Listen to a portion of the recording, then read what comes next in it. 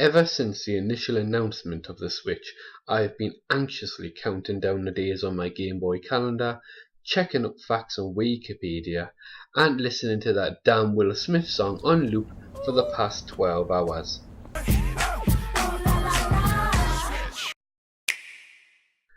And since I received the empty box for a Christmas present this year, I knew only two things. I need better parents, and I'm going out to buy the true next generation console. As gamers, we have waited years for games to appear on our expensive plastic boxes, and with the Xbox and the PlayStation, we saw nothing but terrible games like Black Tiger, games that lost their fan bases like Mass Effect, and wonderfully crafted ideas pushed aside for the eagerness to be the best graphics on the market in the form of the Order 1886 and Rise Son of Rome. This is what these first two next-gen machines started their race with, not with a lead, but with a warm-up. In short, where Nintendo has decided to paint the picture of imperfections in place, Sony and Microsoft has decided to Photoshop it. But the Switch is an enigma, wrapped in a riddle and hidden in a dungeon to be discovered by Link. In its first year on the market, we have seen a picture-perfect Zelda game, two fabulous nostalgic Mario titles, and for the first time on a mainline Nintendo home console, a Rockstar game, and not just a port of the PS2 classic like Bully, no, a graphical powerhouse in the case files of LA And this is all done without asking the consumer for more money up front. Or microtransactions. Sounds like EA is overcompensating for something. But that's what 2017 brought for the other console conglomerates. Companies like EA that throws out multiple IPs like ninja stars in an anime, and when one horse dies, they can send another one to the glue factory and charge you for the prick stick. Overseas, however, Nintendo seems to have taken care of this new device and only cherry-picked publishers to work on it, instead of the Kirby days of the Wii U when they just sucked up all they could and hoped that something tasted good.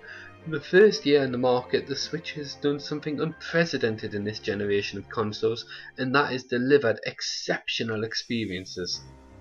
Keep in mind here, Xbox launched with Forza and Rise, and PlayStation entered into the ring with Knack, so for Nintendo to jump into the ring like Little Mac and punch out classics like a Zelda game that refines the open world genre, bringing nostalgic wonders like Mario and dildo shaped weapons in the fisting simulator arms, is nothing short of astonishing. It took a few years before Sony had Uncharted and Horizon to keep them up, so just imagine what the future brings for Nintendo. Maybe CD Projekt Red will even bring over a few ports.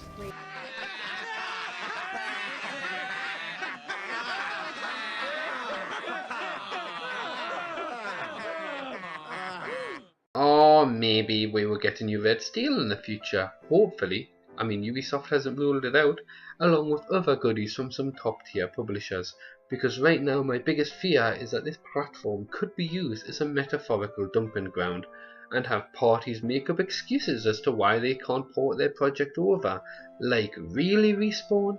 You're telling me that Titanfall won't run on this platform, but Wolfenstein 2 will, and this is already miles ahead of the last handheld hardware choice, the PS Vita. Remember that console? At least this one has games. For a long time. It's a bit of a pet project of Irrational's, and it's set in the BioShock universe. And this has been kicking around for a few years now. And it's very early days, and the design is still evolving. But recently, we found the right home for it. It's on this guy. BioShock 1. A shooter on a handheld, a real shooter. Seriously, that's a hole in my soul right now. I have no portable device to really play a shooter on. It doesn't really work great on the DS. It doesn't really work great on the iPhone and the iPad. Now I can have something to play shooters on, and that's really important to me. For me, I can get a shooter on a portable in BioShock 1. Ben! Oh, what a load of crap that thing was, wasn't it, pal? The one big thing Nintendo brought to the table this year was the idea of player agency.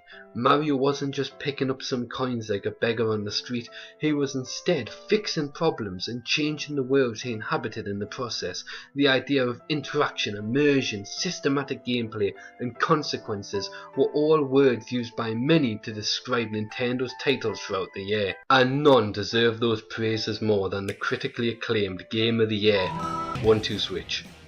You got to milk a cow look more like you were jacking off a dwarf. Zelda is another game which deserves the aforementioned words, well apart from the dwarf jacking and all, but all I need to say about that has probably been said better by other people, so I would just leave it with a simple wow, and let the majesty of that majestic marvel do the rest. Aesthetically and commercially, Nintendo brought us the variety sack of goodies this year, and I hope they can do the same next year. We already know that 2018 will bring something for the kids in the form of a new Kirby game, and something for the guys, woof, in the remasters of Bayonetta. We may only get one life to live, but with Nintendo we can relive our most blissful childhood moments at any time we like. And for a company to give us that is, in no other words, phenomenal.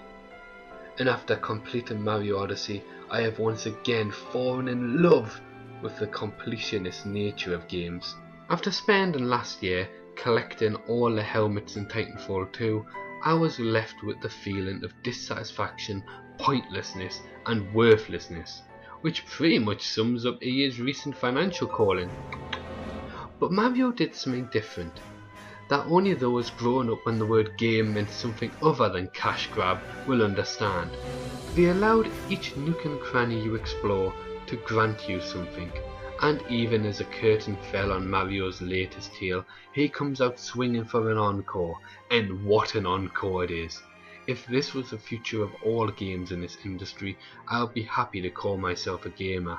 But since I'm a disembodied voice on the internet, we need that controversial, disappointing vile to live. So we can make videos, because at the end of the day, we're not really entertainers, we're just great complainers, although the Switch may have shut up this complainer for months to come. In conclusion, Sony teased us with Crash Bandicoot in its first ever trailer for its new console, and then delivered a fantastic remaster that gave those grown up with this generation of consoles a game that rivals some of the industry's most recent IPs without even needing to say a word. Nintendo came to the stage and dragged itself from the gutter to now being in first place with a console that isn't just innovative, it's revolutionary. And then Microsoft teased us with Conker and told its fans to make its own game, because Xbox has nothing. I don't know what the future of the Switch looks like, but I can say certainly Nintendo has once again brung me sunshine. Maybe I should ask for a new microphone for Christmas and I wouldn't need to keep recording with this one, and all my videos wouldn't sound like absolute shit. But that's the price you have to bloody pay when you're lying in a hospital bed getting a major operation.